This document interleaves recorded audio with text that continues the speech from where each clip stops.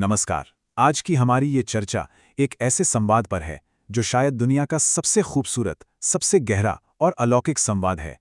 सीधे शब्दों में कहें तो आज हम प्रेम, पूर्ण समर्पण और अनंतकाल की व्याख्या करने वाले हैं। ये राधा और कृष्ण के बीच का वो शाश्वत संवाद है जो असल में प्रेम की शुद्धता को परिभाषित करता है। तो आइए एक बहुत ही शांत और श्रद्धामय मन के साथ ईश्वरीय प्रेम और उस अटूट विश्वास की इस भावुक कहानी में उतरते हैं जो सदियों से हमें प्रेरित करती आ रही है। जरा कुछ पल के लिए इस दृश्य को महसूस कीजिए। बरसाने की गलियों में हल्की हल्की बारिश हो रही है। बारिश की वो बूंदें जब मिट्टी पर गिरती हैं तो एक सौंधी सौंधी खुशबू पूरी हवा में घुल जाती है।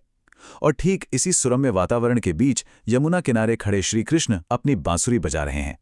सच कहूं तो ये सिर्फ एक नज़ारा नहीं है, ये एक बहुत ही गहरा एहसास है। ऐसा लग रहा है जैसे प्रकृति खुद इस दिव्य मुलाकात के लिए अपना मंच सजा रही हो।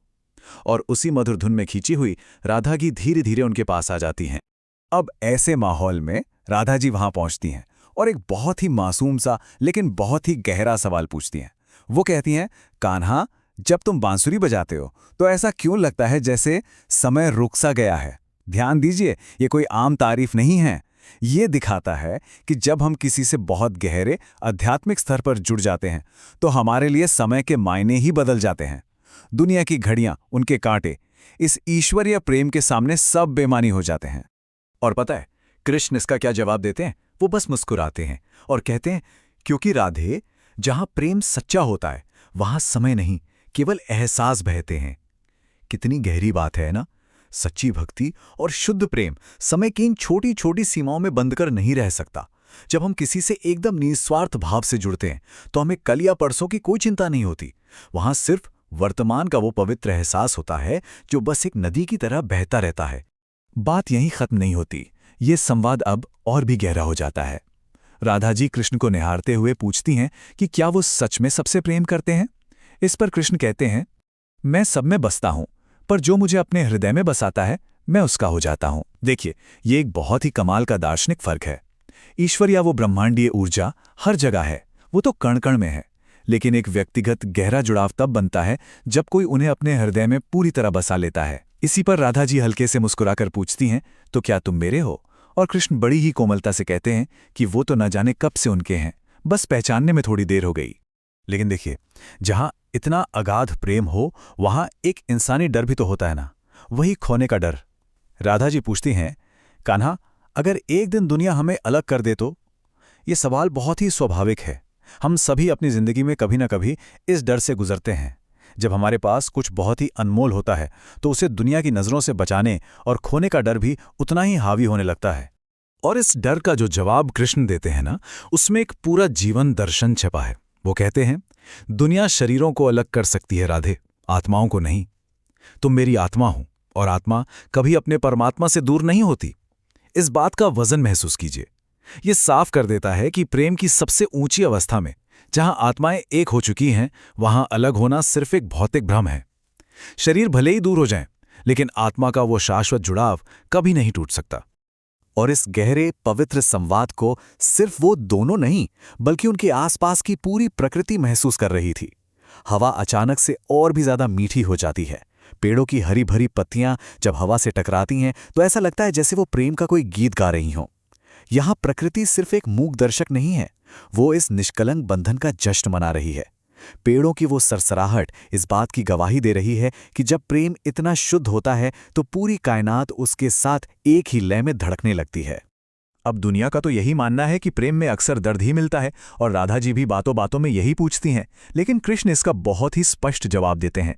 वो समझाते हैं कि सच्चा समर्पण इंसान को पवित्र बनाता है और शुद्ध आनंद देता है।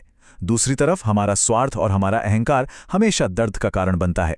यानी सच्चा प्रेम कभी तकलीफ नहीं देता, तकलीफ तो हमारा वो मानवीय अहंकार देता है जो बदले में कुछ चाहता है। और यहीं से एक बहुत ही अहम शब्द निकल कर आता है, समर्पण।